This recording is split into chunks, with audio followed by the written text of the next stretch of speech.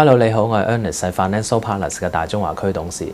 咁今日恒生指數收報呢個23,159點，仍然都係跌咗102點嘅。咁而國企指數咧就收報呢個12,848，就升翻41點嘅。整體嚟講咧，恒生指數咧繼上個星期之後咧，今個星期又錄得另外一次嘅跌幅啊！整體嚟講，成個星期跌咗2.37%。咁而國企指數咧，雖然今日升翻啲，但係整個星期嚟講，其實仲跌得多，恒指就跌咗呢個2.72%嘅。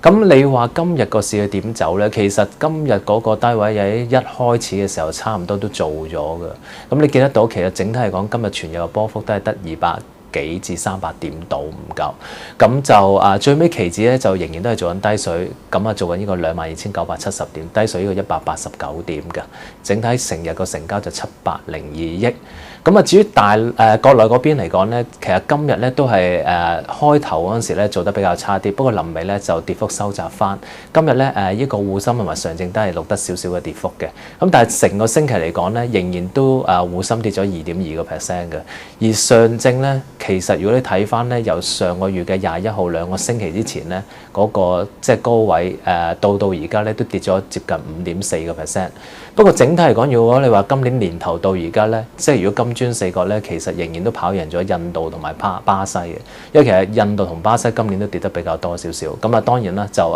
相對俄羅斯或者甚至乎傳統嘅即係大家留意嘅道瓊斯咧、道瓊斯咧，都係即係跑落後好多㗎。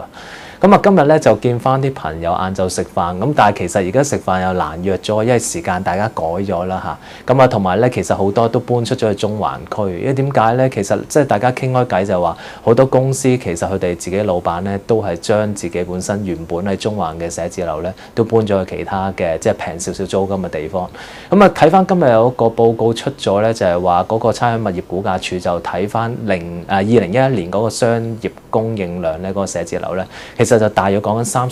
31萬度平方尺嘅。咁其實咧就下年咧仲可能會跌翻一半，跌到去16萬平方尺度。咁其實你會見得到，所以點解而家啲租金咁高？其實 IFC 而家都做緊接近200蚊，而置地廣場都做緊150蚊。